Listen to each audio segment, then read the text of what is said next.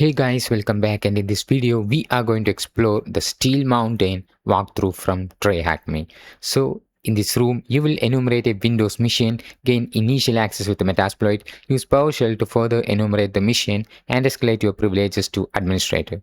If you don't have the right security tools and environment, deploy your own Kali Linux machine and control it on your browser with our Kali room. So in this case, we are just using the OpenVPN. So yeah, you can just use the attack box or OpenVPN based on your preferences. So anyways, we just deployed the mission. So who is the employee of the month is the first question. We have an hint: reverse image search. So once we deploy the mission, we will be able to get the IP address. So let me perform the basic nmap scan with the service version. So this will give you information related to the versions and open ports in the target mission. So the scan was started. Anyways, this is taking some time. So in the meantime, let me just take a look at if port 80 is open. So in this case, I can see that port 80 is open, and this is the employee of the month according to the question. Who is the employee of the month is what the question is, and we have an image, but I don't know the name of the person. We have to search it using the reverse image search as mentioned in the hint. So you can just copy the image, and you can use websites like TinEye or Google Lens to perform the reverse image search. As you can see, TinEye is a reverse image search website that helps you to do that. So I just opened the website and pasted that photo. So here you can see this information related to this photo, and this is from Mr. Robot, and these are some of those informations. And as you can see, this is basically the Bill Harper. So Bill Harper seems to be the name of the person. So instead of reverse image searching, what are the other things that we can do? We can just pretty much download this. Like I can just save this image. In this case, I'm just saving this image is in the Kali. So you can see from the title of the image is also saying that it's billharper.png. Right. So we don't have to perform a reverse image search. Instead, we can just view the page source to see the name of the person in the image, which is billharper.png. So yeah, we can just find the answer to this question so easily like this.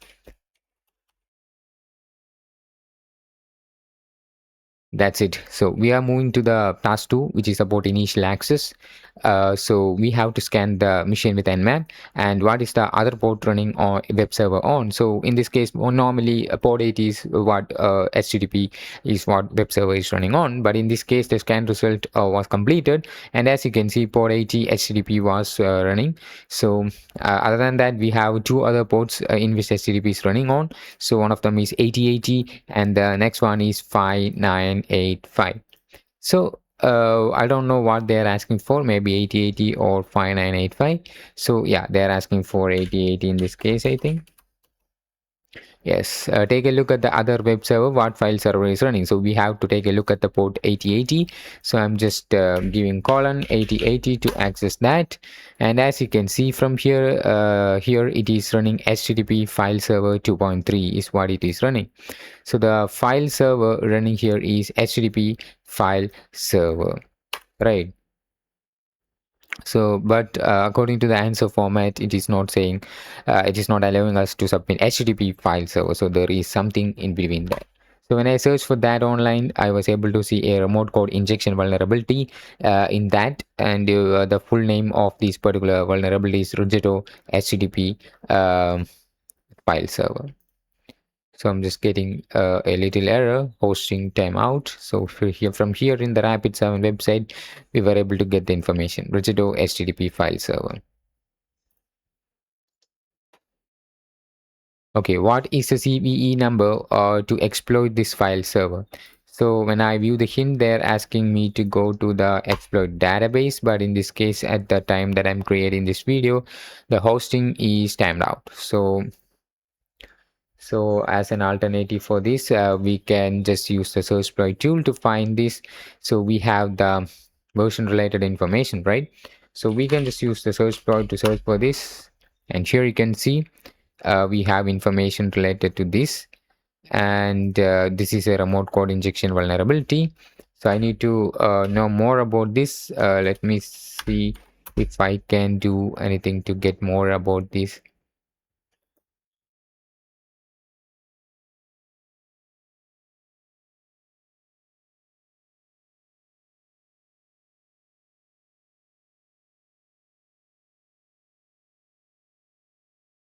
Okay, so what I can do is to search this online to get the CVE.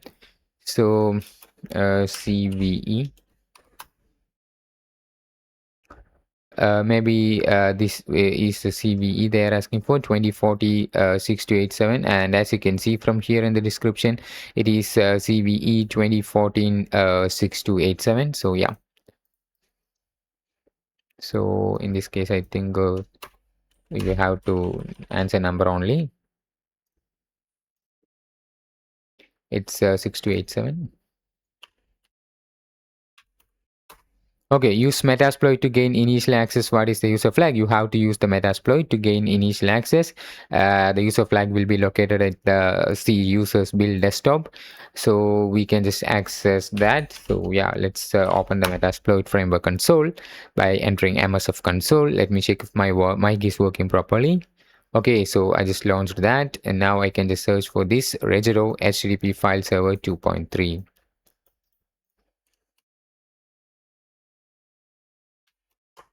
Okay, from here you have the exploit available. So let's use that.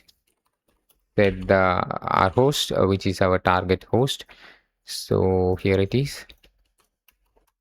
Entering options to see if I have anything to enter. So the server in this case is running on port 8080. Our target port in this case is port 8080. So how to set the target port to 8080. And I also have to change the L host to our TUN0 IP, which is our TryHackMe's IP address.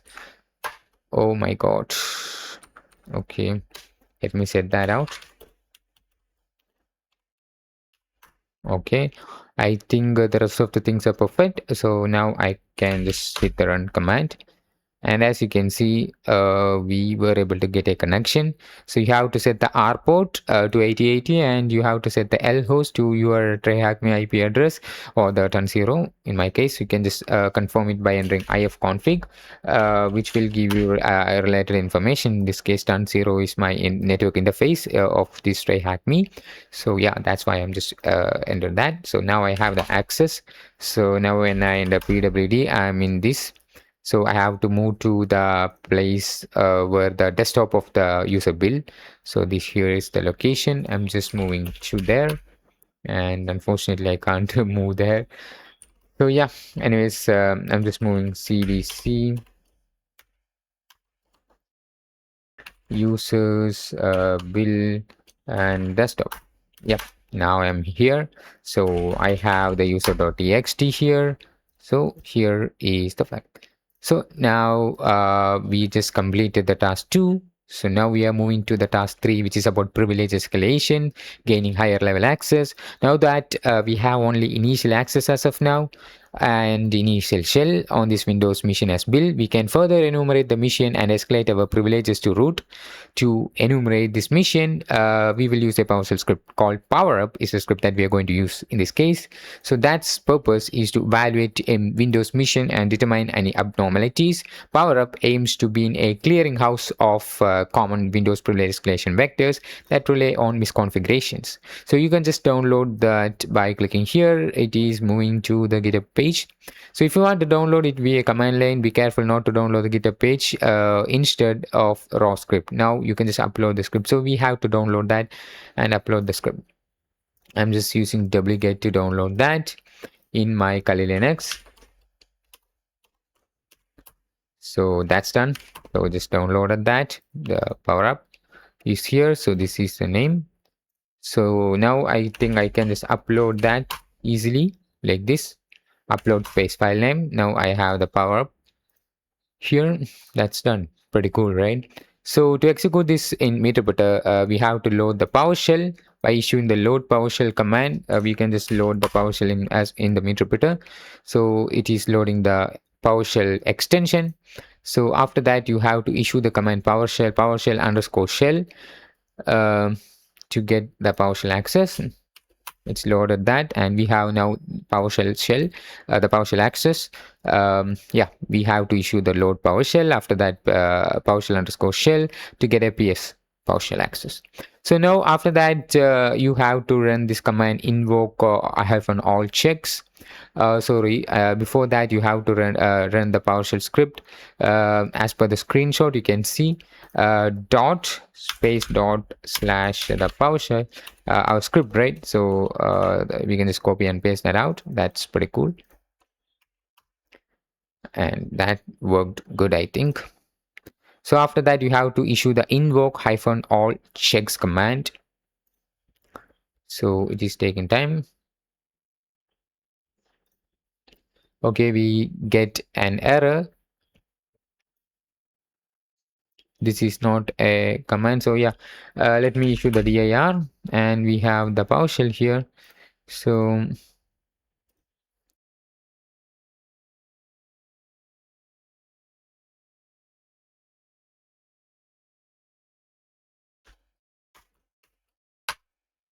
yeah, now it worked.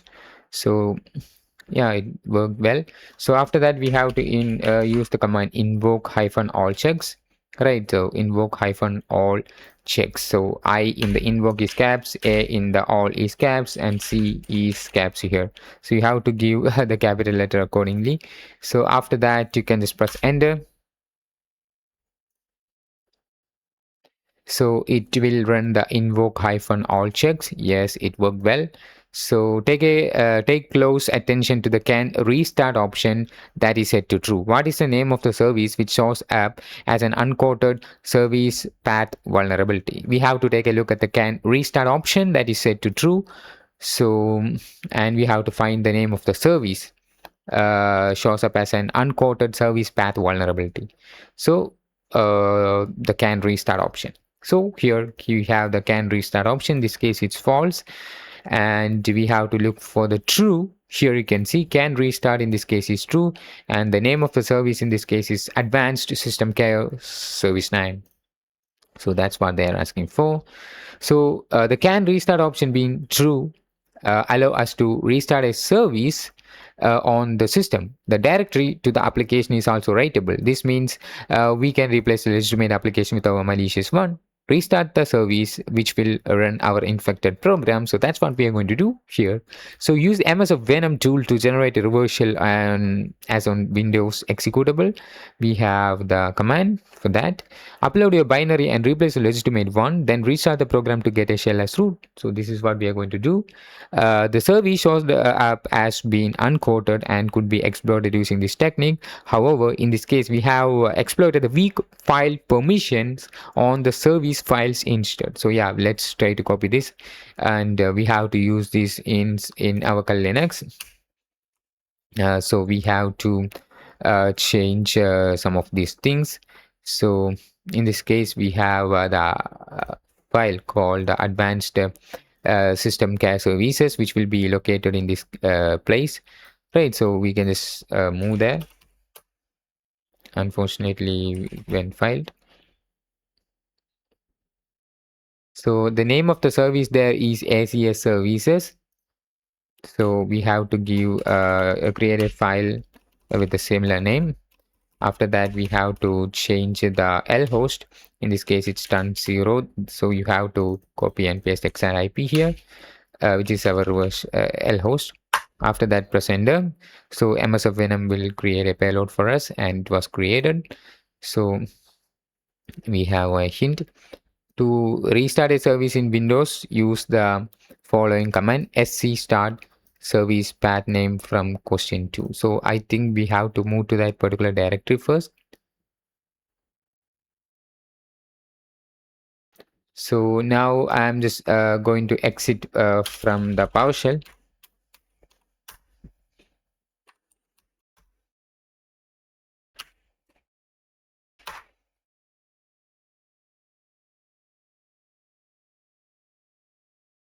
Okay, I can terminate. Now I'm just in the interpreter. So we have to move this particular directory, right? So I'm just copying here. So it went file. Let me put a double quote. It worked, I think. Now we have a plenty of services, so what we need to do is to replace our services with the new one. So so we have to upload our binary and replace the legitimate one. So for that, we can just issue the upload command with our binary, and it was uploaded. The process cannot access the file because it's been used by another process. So I think we have to quit that. We have the command for that, sc start the service path name. So in this case, I think I can issue sc stop and the service name, and I think I have to become in the shell. So now we can just issue the command sc stop, and here we get an error. The specified file does not exist as an installed service. So I think I can just delete this file. Here is our file name as C service. I can issue the rm-rf command to delete that. Rm command here is not found. So what should I do now is to stop this, and it is saying it's filed.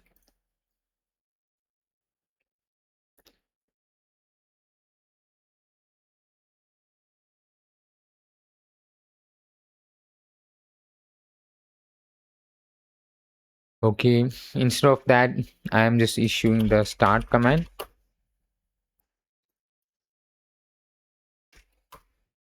Still it is saying it's filed.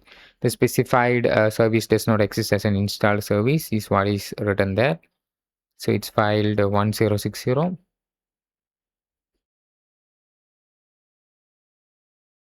I think I can just delete that out.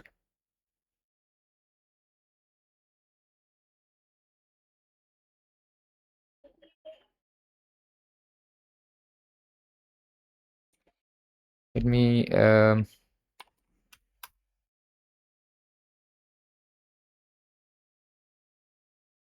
search for the command for deleting the file.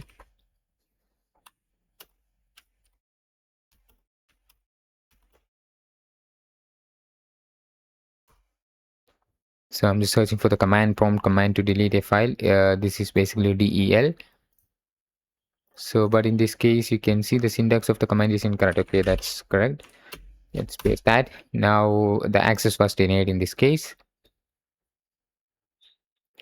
Let me.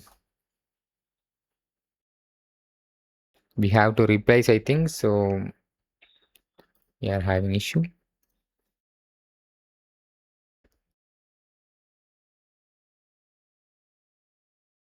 So I think we can just issue the stop command with the path. We know the path, right? So let me copy the path.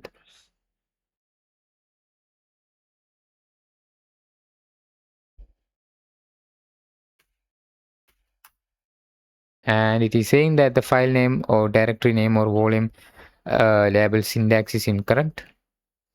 Let me issue that again.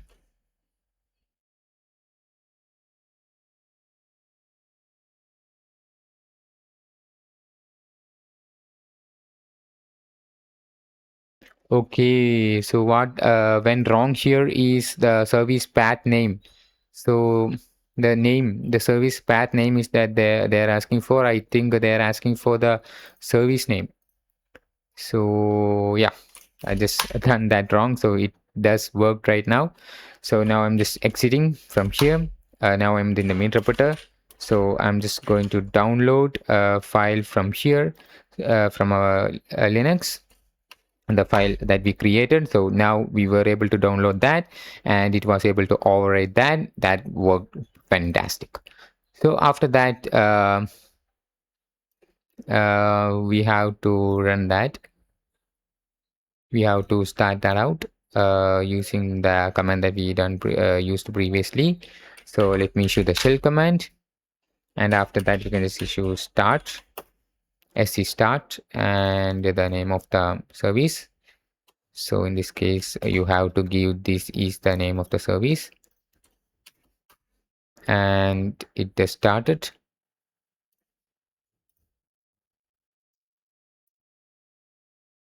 So in this case, what went wrong is we just doesn't open a netcat shell. In this case, I'm just using the netcat shell on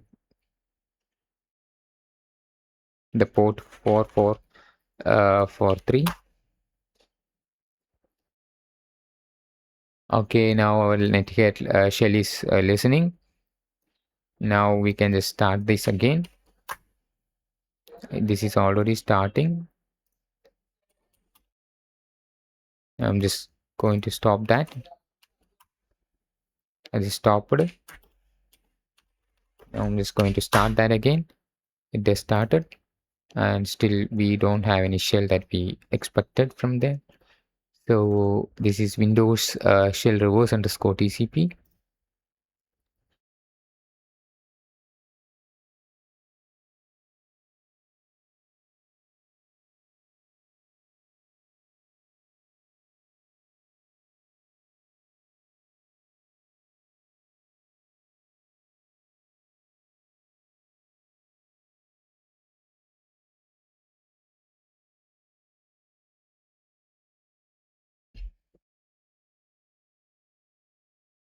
I think we can start another metasploit in this case. With that, the exploit multi-handler.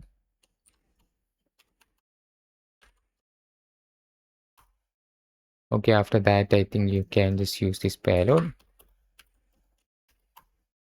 and that's done. So now we have to set the L host,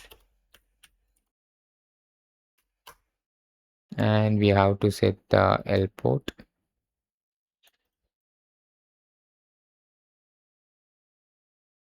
and run that. It's now running. Let's see if we can get any connection back. Now we can issue the stop command. Stopped. Now we can just issue the start command.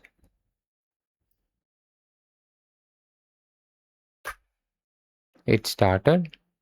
Unfortunately, no connection received.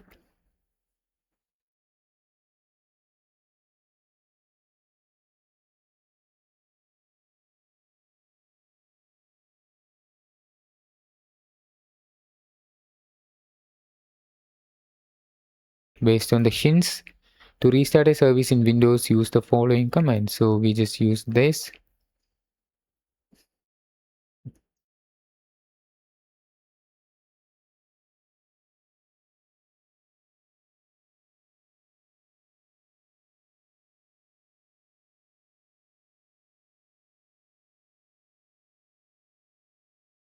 Okay, let me check that out.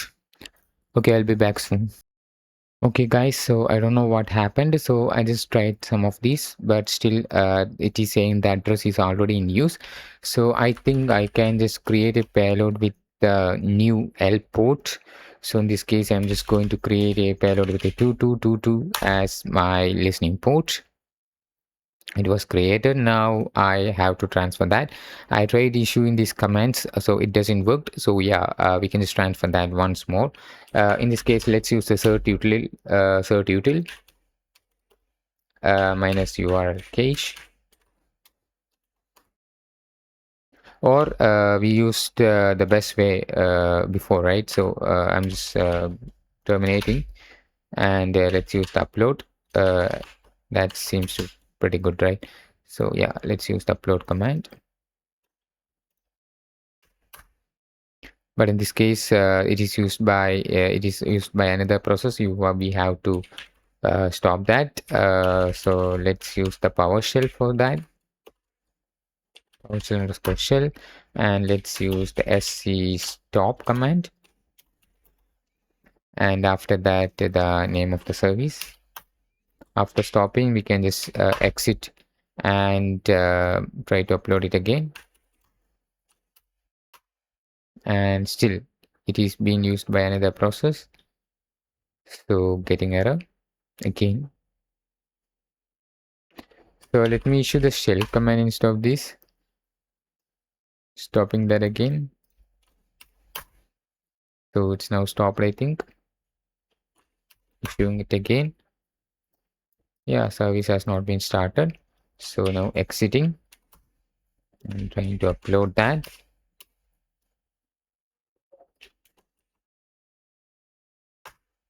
Yes, it's done. You can see it's completed, uploaded. So now I'm basically in here. So I think it's been replaced. As you can see, the date got replaced. So yeah, the date got changed. That means our new file was uploaded. The previous dates of previous files is different. So now we have the new date. Right. So yeah, let's try to run that. Let me move the shell, and we have to start the reverse shell on 2222 in this case. And let's issue the start and stop commands that we used previously. Yes. Now I think we can just start that.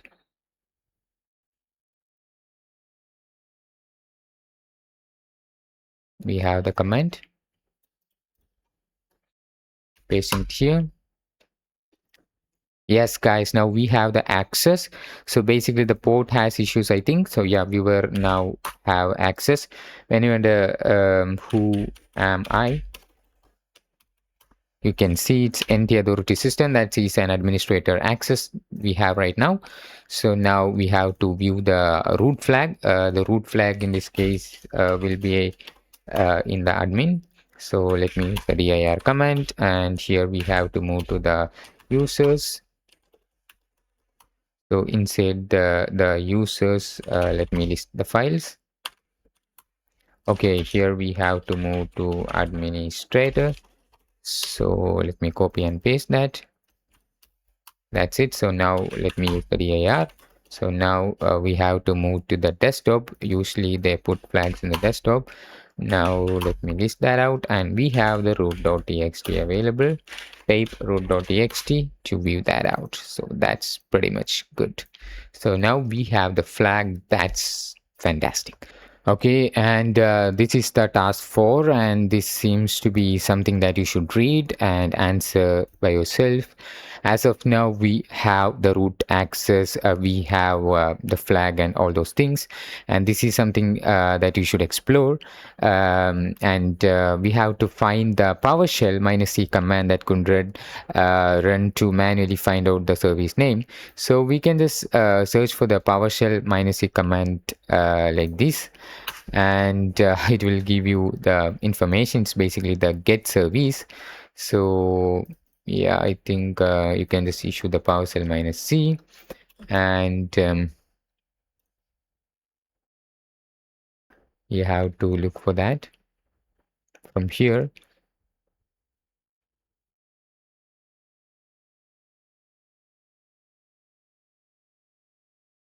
Could be run to manually find out the service name. So to manually find out the service name, we have a PowerShell command. So let's search this out online to get the command. So it's get service.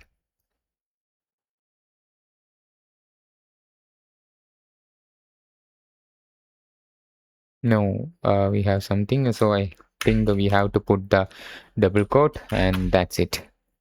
Yes, now you can just read that out and complete by yourself. And these are the commands that we used previously, right? So I hope this video is informative for you. And thanks for watching, guys. And I will see you in the next one.